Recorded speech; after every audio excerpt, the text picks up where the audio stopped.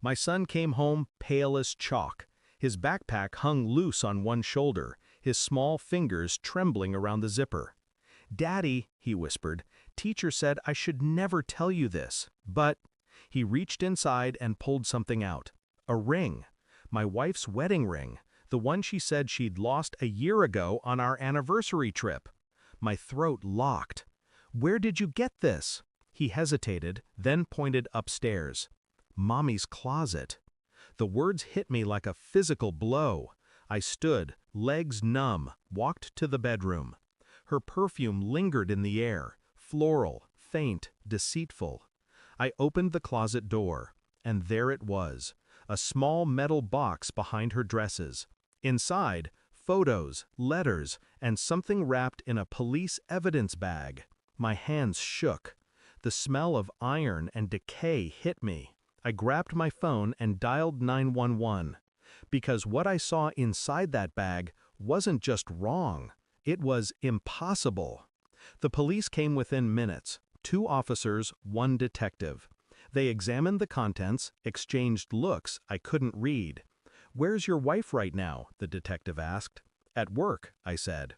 They took the box, the photos, the letters, the ring, and that small piece of human bone wrapped in the bag. When they left, I sat on the edge of the bed, staring at the closet. My wife called an hour later. "Hey, I just got a text that cops were at the house. What's going on?" I said nothing. My voice would have given me away. When she came home that night, she looked, rehearsed, her face tight, eyes darting toward the closet. She didn't ask what they found. She just asked what I told them. That's when I knew. Whatever this was, it wasn't new, and it wasn't over. I didn't sleep for 3 nights. The police called again. They'd found blood traces on the fabric inside the box. Female, DNA pending. My wife acted calm. She packed lunches, smiled for neighbors, tucked our son into bed, but her eyes avoided mine. Every time I looked at her, she looked at the floor. I started searching, quietly, methodically. Her old phone hidden in a drawer. Emails sent to an address I didn't recognize. Messages about the boy. There were dates, 2 years before our son was born. Photos of a child who looked too much like him. Same eyes, same dimple.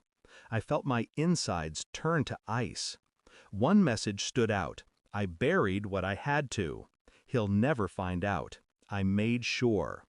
I printed everything, placed it in a folder. No shouting, no accusations, just evidence. That's the difference between suspicion and truth. Suspicion burns. Truth freezes. The detective called me back. "The DNA from the closet matched a missing woman from 3 years ago," he said. "Your wife's colleague. Her name was Anna Carter." Anna. The name appeared in the emails. "He keeps asking about Anna," one read. "He won't let it go." I hung up before the detective could finish. When she came home that night, I was waiting in the kitchen. The folder lay on the table. She stopped when she saw it. Her smile faltered. "What's this?" "Evidence," I said quietly. She opened it. The photos, the messages, the report. Her hands trembled. "You." I didn't have to look far. "You left the truth right next to your shoes." Tears came, sudden and ugly.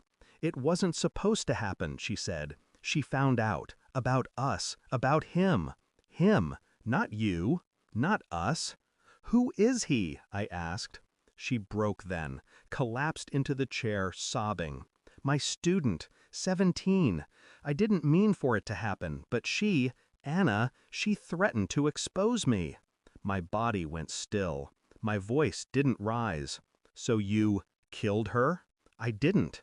You buried her. And you kept her ring?" Her silence was answer enough. I called the detective, told him everything she just admitted. He listened, then asked me to keep her there until morning. When I hung up, she was still crying. "Please," she whispered, "don't let them take our son." I looked at her like she was already gone. "You should have thought about him before you did this." She crawled toward me, gripping my arm. "I can fix it, I can fix." I stepped back. You can't fix what you buried. When the sirens arrived, she screamed my name, begged me to tell them she was innocent. But I didn't move. I watched from the doorway as they handcuffed her, her wedding ring dangling from a chain around her neck. The same one she'd lost. The same one my son had found.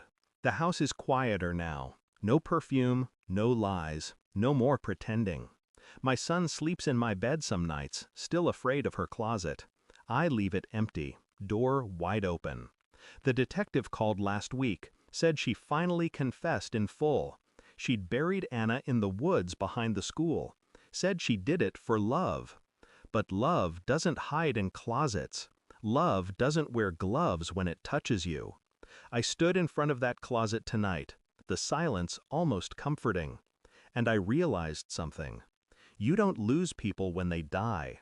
You lose them when you see who they really are. Thanks for watching. Don't forget to like, share, and comment. Subscribe now to Cheating Stories Insight World for more amazing stories.